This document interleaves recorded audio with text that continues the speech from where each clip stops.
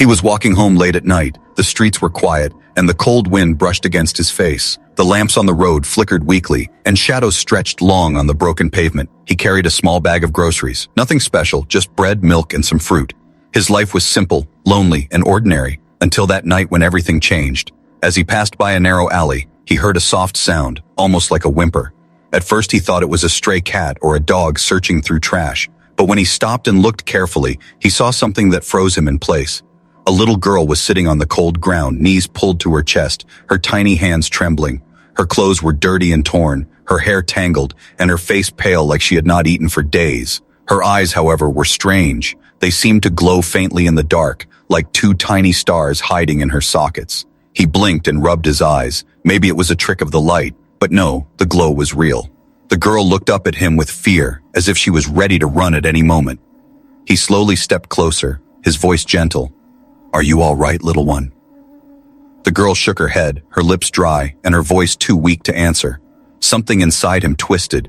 He had seen poor children before, but there was something different about her. She looked fragile, but also unnatural, like she did not belong here. He crouched down and opened his grocery bag. He pulled out the bread, broke a piece, and offered it to her. For a moment she hesitated, staring at him with wide, glowing eyes. Then suddenly she snatched the bread and began eating, tearing it apart like she had not tasted food in weeks. He watched in silence, his heart heavy, wondering what kind of parents could leave a child in such a condition. But when she ate, he noticed something strange again. Her movements were too fast, almost too sharp, like her hands blurred for a moment, as if time itself stuttered around her. He blinked, telling himself he was just tired. Maybe his eyes were playing tricks on him. Within minutes, the bread was gone, crumbs on her face, and she licked her fingers as if they were the last meal she would ever get. He wanted to ask her questions. Where was her home? Who was she? Why was she alone? But before he could speak, she suddenly stood up, and with shocking speed, she ran deeper into the alley, her steps light, almost silent, faster than any child should be able to run. "Wait!" he shouted, but she was gone, swallowed by the shadows. He stood there with his bag, confused, shivering slightly though the night wasn't that cold. His heart pounded. Part of him wanted to chase her, but his feet refused to move. It felt as if he had just seen a ghost, something not meant for his world. As he walked away, he kept looking back, hoping to catch another glimpse of the girl. But the alley remained empty, silent, as if she had never been there. Back in his apartment, he could not stop thinking about her, the way she looked, the way she ate, and those strange glowing eyes. He sat by the window, staring at the dark city, wondering if she was safe or if she was still out there starving. That night, he dreamed of her, a small figure standing under a sky full of strange stars, her eyes shining brighter than the moon, her hands reaching out for help. He woke up in sweat, the dream so real that his chest ached. He whispered to himself, "She was just a child, wasn't she?" But his heart knew something was different. He told himself that maybe tomorrow he would go back to the alley, maybe try to find her, maybe give her more food. But a strange fear held him back, a whisper in his mind telling him she was not just a hungry child.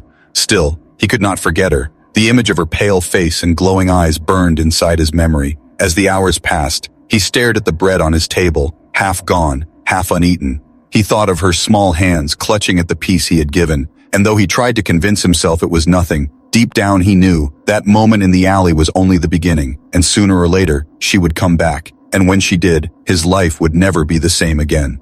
3 days passed, and he could not stop thinking about the starving girl in the alley. Every night he replayed the moment in his mind, the way she ate the bread, the way she ran away too fast for any normal child. He even returned to the alley once, but it was empty. Nothing but trash cans, shadows, and the faint smell of damp stone. He convinced himself that maybe she had found help. Maybe she was gone forever, but his heart felt heavy, as if something was unfinished. On the 4th evening, just as he was making tea, he heard a soft knock at his door. It was so quiet that at first he thought it was the wind, but then it came again, 3 gentle taps. He walked to the door and opened it slowly, and his heart almost stopped. The little girl was standing there, her small hands holding onto the frame, her glowing eyes staring up at him, but she was not alone. Beside her stood a woman, tall and thin, with the same glowing eyes. Her face was tired, her skin pale like the girl's, but there was a strange beauty about her. Her hair shimmered faintly under the dim light, as if woven with threads of silver. The woman bowed her head slightly, her voice soft but filled with weight. "You gave odd to my child." He froze, unable to speak for a moment, because her accent was strange, each word slightly broken. like she was learning English for the first time. The girl stepped forward and tugged at his sleeve, her small smile breaking the silence. He felt a warmth in his chest, but also unease, because their presence felt both human and not human. "Please," the woman said, her eyes lowering. "We thank you, but we need help again." He swallowed hard, his thoughts racing. Who were they? Why did their eyes shine like stars? Why come to him, a simple man with nothing special? Still, his heart told him to let them in, so he moved aside, and they stepped quietly into his small apartment. The air inside seemed to change, heavier, almost electric, as if invisible sparks moved between them. The girl looked around with wide eyes, touching the wooden table, the chair, the books on the shelf. She seemed curious, as if every small thing was new to her. The woman stood still, her hands folded, her gaze fixed on the floor. He noticed the faint patterns on her skin, lines that glimmered under the light like constellations, like stars carved into her flesh. "Where are you from?" he asked gently, trying not to sound afraid. The woman looked up, her eyes meeting his, and for a moment, he felt as if he was falling into a night sky. She did not answer directly. Instead, she whispered, "Far, very far. We cannot go back. Not now." Her words sent chills down his spine, because the way she said them felt more like truth than story. The girl pulled a chair and sat, swinging her legs, and then she pointed to the bread on the counter.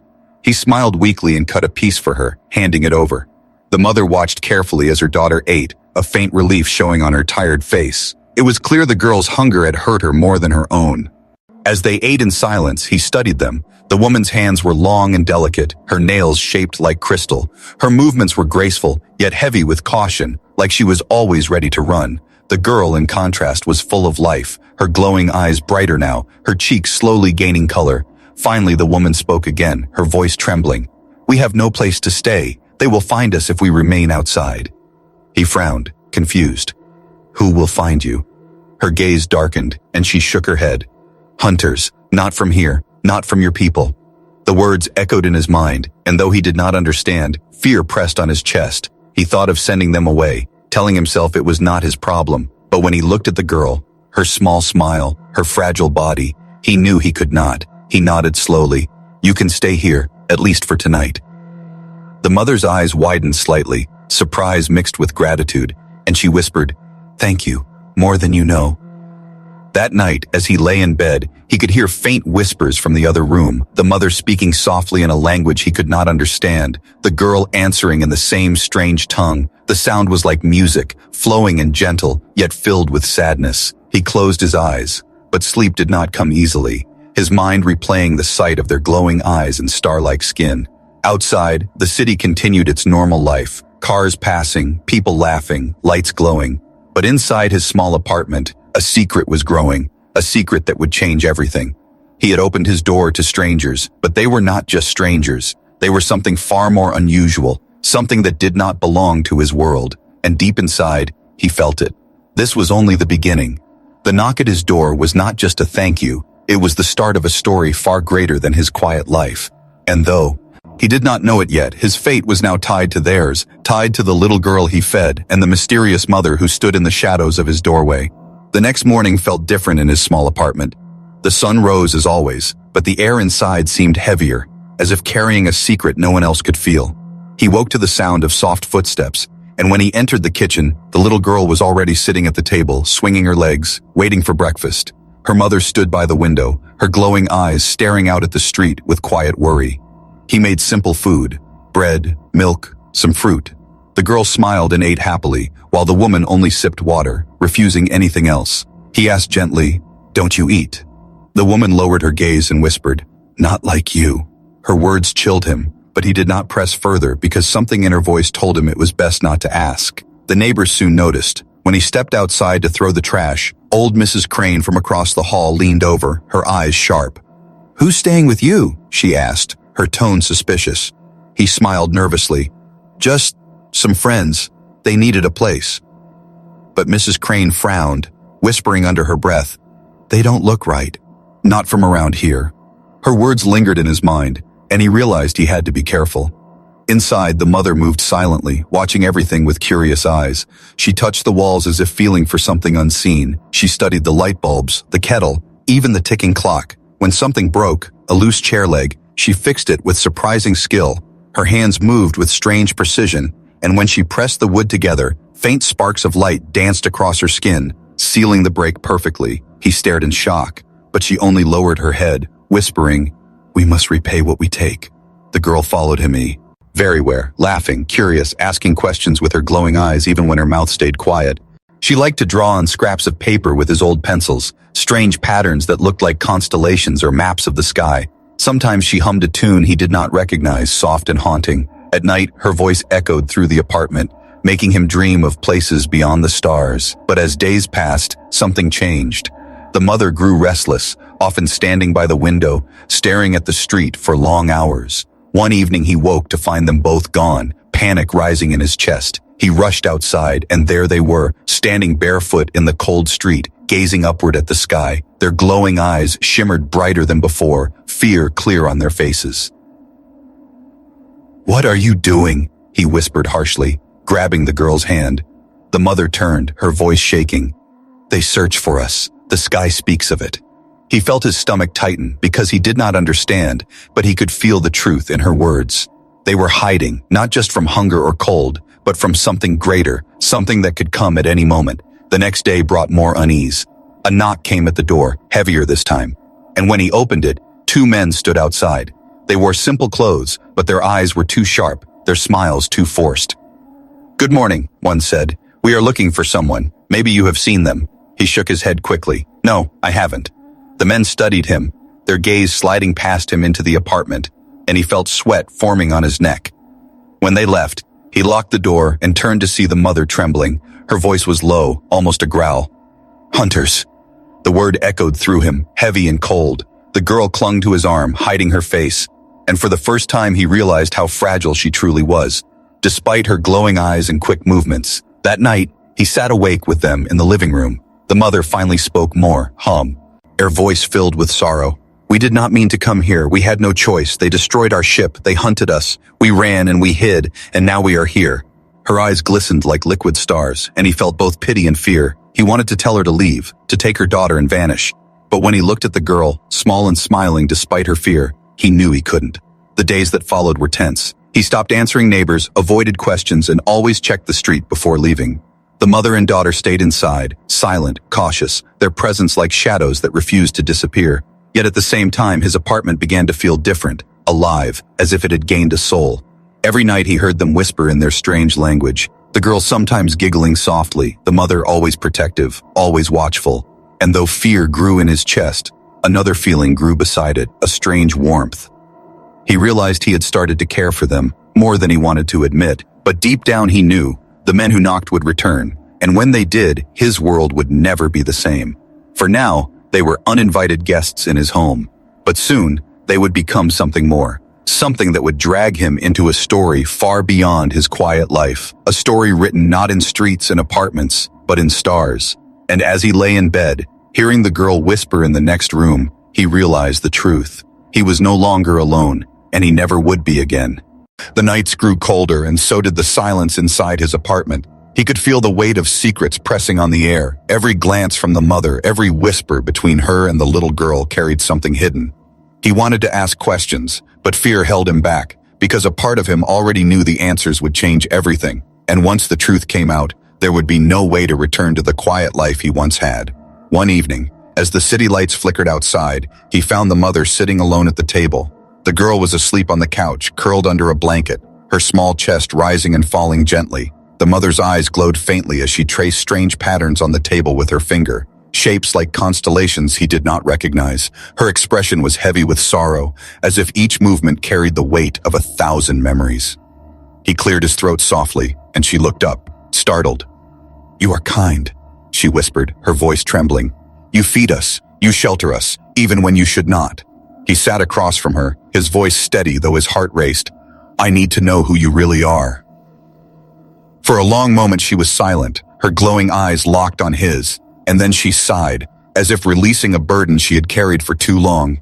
"We are not from here," she said, her words slow and heavy. "Not from your world, not from your sky."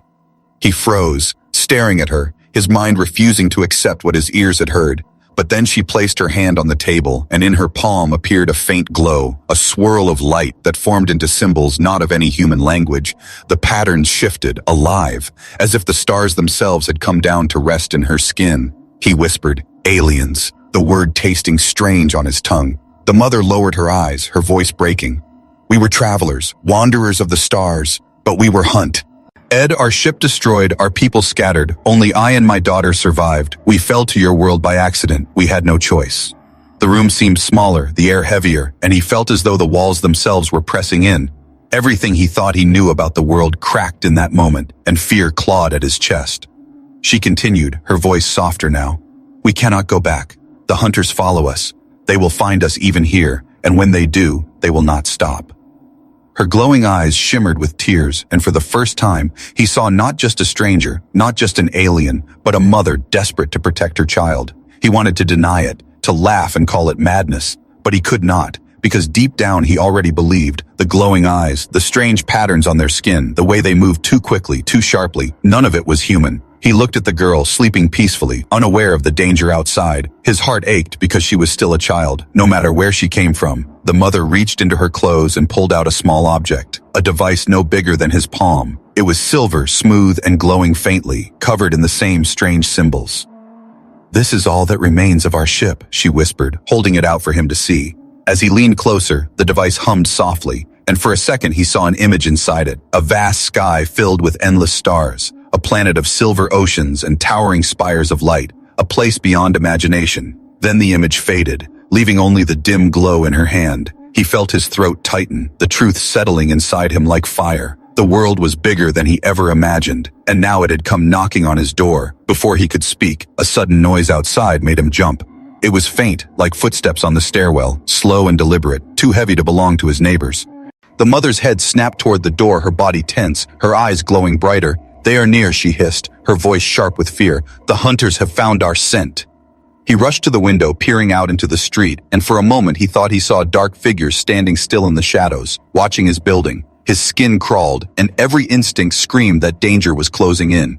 He turned back to the mother, his voice urgent. "What do we do?" She clutched the device tightly, her knuckles pale.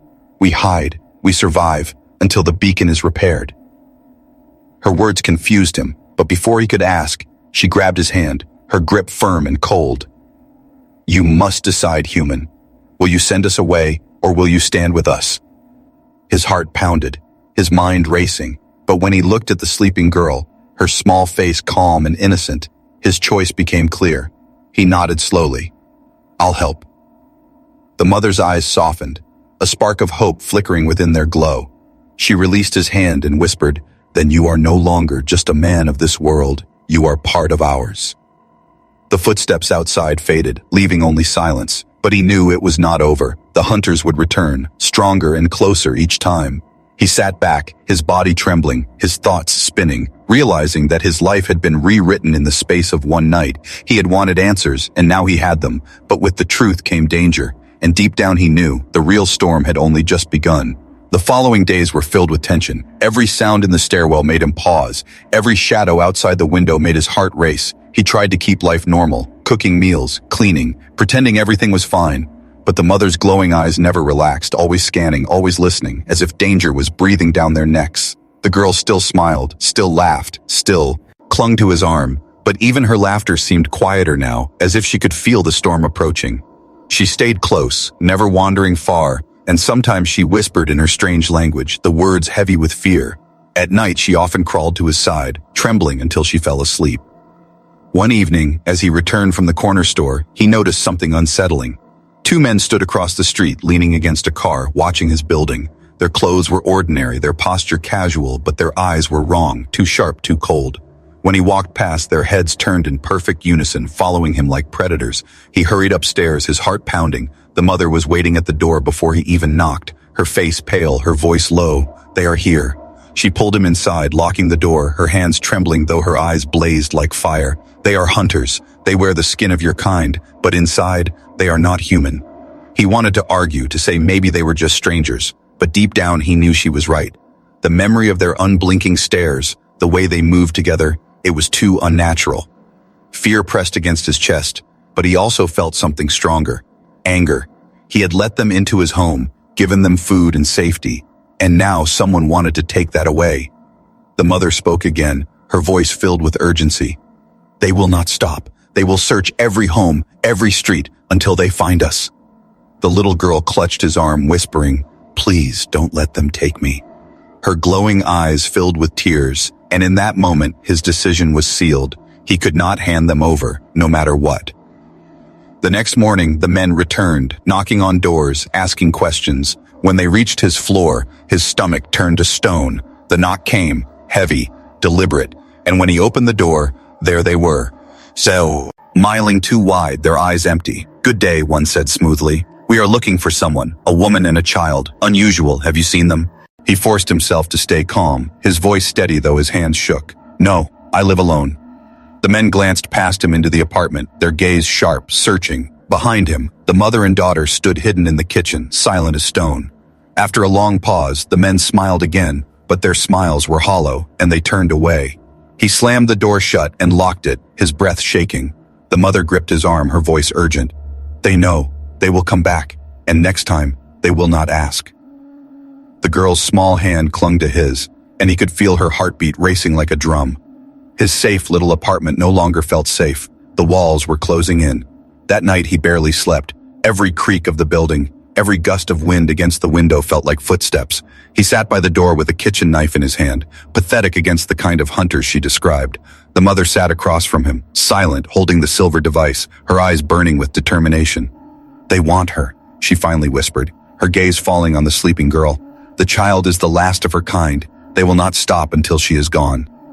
His stomach twisted, because now he understood. This was not just about survival, it was about extinction. If the girl was taken, something irreplaceable would vanish from the universe. He looked at her small face, peaceful in sleep, and his resolve hardened. The following day, the hunters returned again, but this time they did not knock. He spotted them from the window, standing across the street, watching, waiting. The mother's voice was steady, though her hands clenched tightly around the device. "They are planning. They will come tonight." Her words felt like a death sentence, and his chest tightened with dread. But deep down, another feeling stirred. He had lived his life quietly, always avoiding trouble, always choosing time.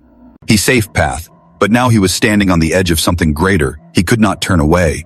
Not when a child's life and perhaps something far bigger rested in his hands. As night fell, the city outside carried on as usual, people laughing, cars passing, lights flickering. But inside the small apartment, silence reigned, broken only by the soft breathing of the girl. The mother sat by the window, her eyes glowing brighter than ever, ready for the storm. He sat beside her, his hands sweating, clutching the knife, knowing it was useless but unwilling to be empty-handed. And then it happened. The faint sound of footsteps on the stairwell, slow and deliberate, coming closer. The girl stirred in her sleep, whispering in her strange tongue, as if she sensed the danger. The mother rose to her feet, her entire body tense, her voice low and sharp. "They are here." The footsteps stopped outside his door, silence pressing against the walls. Then came the knock, soft at first, then harder, then the sound of metal scraping against the lock. His heart pounded like thunder, sweat running down his face. This was it. The hunters had come, and there was no turning back. The mother turned to him, her glowing eyes fierce, her voice like fire. "Stand with us, or fall with them." He gripped the knife tighter, his fear burning into anger. For the first time in his life, he was ready to fight, because the hunters had made one mistake. They had come for the little girl, and he would not let her go. The knock at the door faded into silence, but the fear remained like poison in the air. He stood frozen, gripping the knife, while the mother placed her hand on the wall as if listening through it. The little girl clung to him, her glowing eyes wide, whispering softly in her strange tongue. He had never felt so powerless, yet never so determined. The lock rattled once more, but then the footsteps withdrew, heavy and slow, fading down the stairs. The hunters were not gone. He knew that. They were only waiting, circling like wolves. The mother's voice was low and steady, though her eyes blazed. "We cannot stay. They will return with force, stronger, ready to break everything." She held the small silver device close to her chest, its faint glow reflecting off her trembling fingers. He finally found his voice. "What is that thing? Can it help us?" The mother nodded slightly. "It is a beacon, broken but not dead. If I repair it, it will call to those who can save us. But it needs power. It needs time." Her words filled him with both hope and dread. hope that help might exist, dread that the hunters would never give them that time. The little girl tugged at his sleeve, her voice small. "Don't let them take me."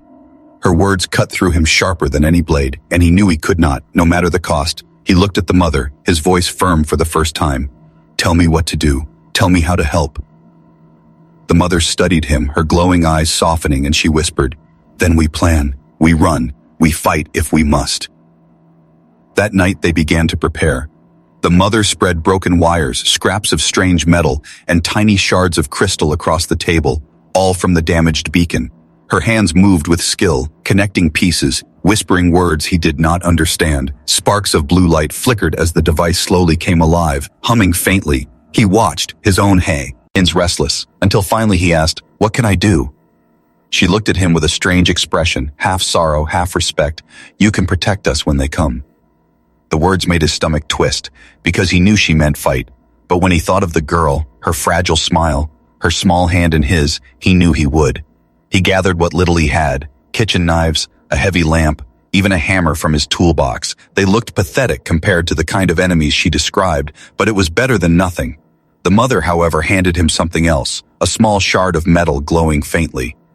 "Hold it tight," she said. "Think of strength, think of protection. It will answer."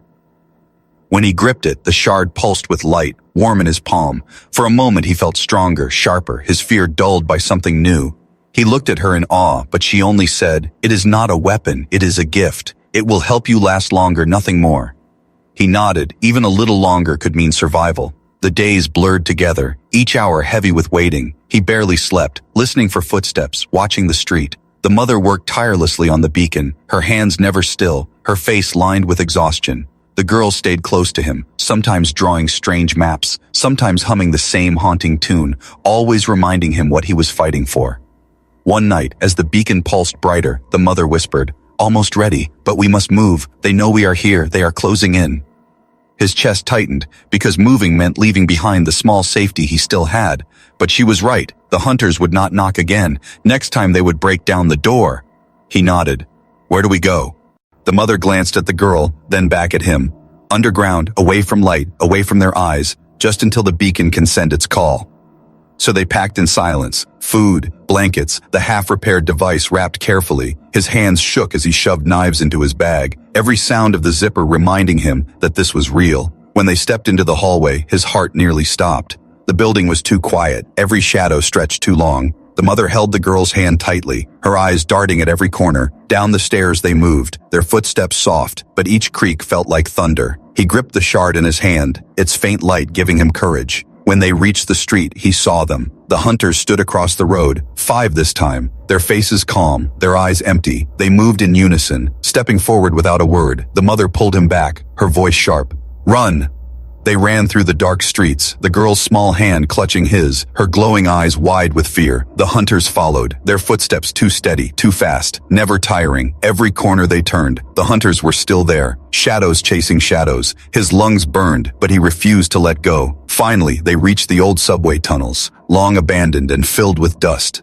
The mother led the way, her glowing eyes cutting through the dark. They hid behind broken walls and rusted tracks, the sound of their breathing loud in the silence. The hunter's footsteps echoed faintly above, searching, waiting. The mother set the beacon down, her voice urgent. "Here, we finish. Here we call." Her hands moved quickly, sparks flying, light growing. He stood guard, gripping the shard, knives in his belt, his eyes scanning the dark. Every sound made him tighten his grip, ready for the hunters to appear. The girl pressed against his side, her voice soft. "You won't let them take me, will you?" He looked down at her, his heart heavy but his voice firm. "Never." The beacon hummed louder, filling the tunnel with strange light, and as he held the shard, ready for the fight, he realized the truth. He was no longer a bystander, no longer just a man hiding from fear. He was part of this now, part of their struggle, part of their survival, and whatever happened next, he would not back down because the hunters were coming, and he was ready to face them. The tunnels shook with the hum of the beacon, its light spilling across the broken walls like a heartbeat of stars. He stood guard, the glowing shard warm in his palm, his breath heavy, his ears straining for the sound he feared most. The hunters were close, he could feel it. The silence above was too perfect, too heavy, like the pause before thunder. Beside him, the little girl clung tighter, her glowing eyes fixed on him with unspoken trust. The mother worked furiously, her hands a blur as she twisted wires and pressed shards together. Sparks flickered, smoke curled, the device grew brighter with each passing second. She whispered in her strange tongue, a prayer or maybe a command, her voice trembling but strong. Finally she looked up, her eyes burning. Almost ready, just hold them back a little longer. As if the words summoned them, the hunters arrived. Figures slipped through the tunnel mouth, tall and silent, their steps too smooth, too synchronized. Their eyes gleamed in the darkness, empty and sharp. 5 shadows moving as one. Predators closing on their prey. His chest tightened, fear clawing at his heart. But he did not step back. He raised the shard, its glow flaring brighter, the warmth flooding through his veins. One hunter stepped forward, its voice calm and hollow. "Give us the child, and we will let you live." He tightened his grip, his voice steady despite the shaking in his bones. No. The hunters moved as one, and the fight began. He swung the shard, and it blazed with light, striking the nearest hunter and sending it staggering back. The others advanced, their movements sharp, their arms stretching unnaturally, their strength inhuman. He slashed with a knife, ducked, kicked, every move wild but desperate, fueled not by skill but by will. The mother rose from the beacon, her hands glowing with star-like fire. She unleashed a wave of light that threw 2 hunters against the wall, the tunnel shaking with the force, but even she staggered, her face pale, her strength fading. The girl cried out, fear echoing through the tunnel. "Please." Another hunter lunged at him, claws like blades flashing in the dim glow. He braced, raising the shard, and it flared like a sun, the light burning the creature's skin. It shrieked, stumbling back, its body smoking. His arms trembled, his chest burned, but he refused to let go. The hunters regrouped, circling, their eyes fixed on the girl. The mother staggered, the beacon humming louder, almost complete. Her voice was hoarse.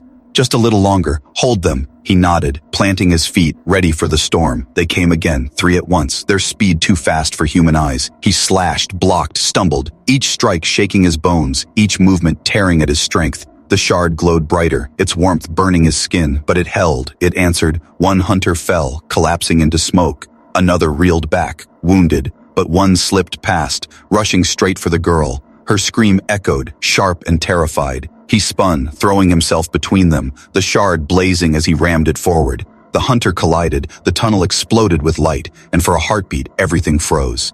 When the smoke cleared, he stood trembling, the hunter gone, the shard cracked in his hand.